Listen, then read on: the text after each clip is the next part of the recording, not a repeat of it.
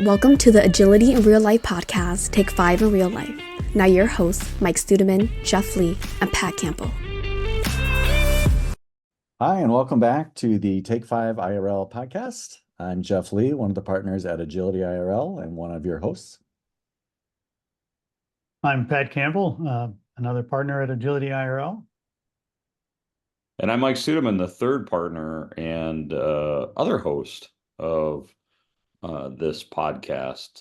Good to have all three of us together again, gentlemen, for a podcast episode. It's getting rarer and rarer these days as we stay busy. So I was just going to say, Jeff, what's on your mind today? So I want to talk about our stupid quotes that leaders say. I know that's a broad topic.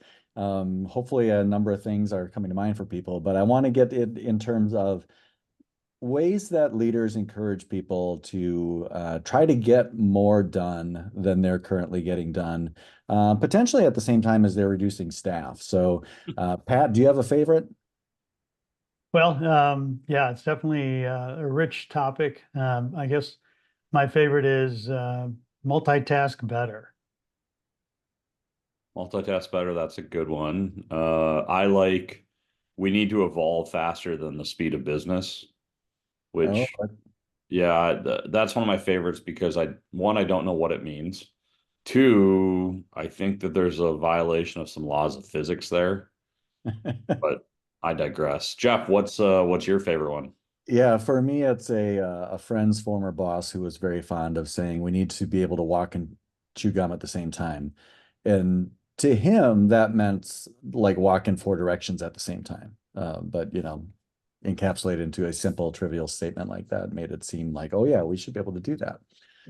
Which, all these things really get to the idea of trying to get to people to do more than they're already doing without giving them any reasonable approach or ways of doing that. The core issue here is work in progress. Mike, have you observed any problems with companies in work in progress?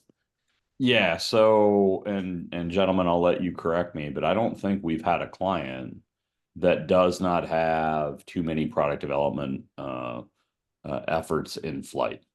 And the symptoms are fairly easy to identify. It's 5 number one priorities, 6 number one priorities. It's people assigned 30% to 5 different efforts. And I chose that example intentionally because it adds up to more than 100%. I was going to say, Mike, your math isn't very good, but I guess it was accurate. Yeah, both statements can be true. Hmm. My math isn't good and the statement is accurate. I think, and I want to say two things. First, I think leaders' hearts are in the right place. I don't think that they're intentionally trying to be disrespectful or dismissive in offering these quotes and dealing with the pressures of being a leader. But any leader who says, look, I'm going to try to shove 10 pounds of potato into a 5-pound bag is not going to be successful. The only way to get more done is to stop starting and start finishing, to use another agile aphorism, which I think makes a little bit more sense than the other ones. Pat, what are your thoughts? Well, that whole capacity question is challenging, and it's almost a defensive measure. But the better that a team can look back and definitively indicate, yeah, this is what our capacity has been, they can then turn to that leader and say, which are you going to choose? Which of these are you going to choose? Because this is our capacity, and that gives them tools to work with then in terms of pushing back or clearly highlighting what can and cannot be accomplished. Yeah, and I even look at going beyond that word capacity because I think people like to fill humans to their capacity, right? Which means that there's no room if things don't go well. And it also doesn't, and I shouldn't say go well, if it doesn't go, in the ideal state that we dream it's going to happen before we get into the reality of it. Additionally, the switching cost, right? If we're up to our capacity and Mike corrects his math and says that, oh, we have 5 items, let's assign it 20% each. Well, we're missing, 5 things. There's a ton of our time that's going to be lost due to switching costs. And so rather than figuring out what the right capacity measure is, let's get that down to as few things as possible and get them done as fast as possible. Yeah, and I would encourage our listeners and viewers here, don't try to do that math. I get choked up talking about it. People much smarter than the three of us have attempted to do that math, and Jeff, to your point, the switching cost is so individualized to every person on a minute by minute, day by day basis. There's no algorithm that we can reliably use to figure that out.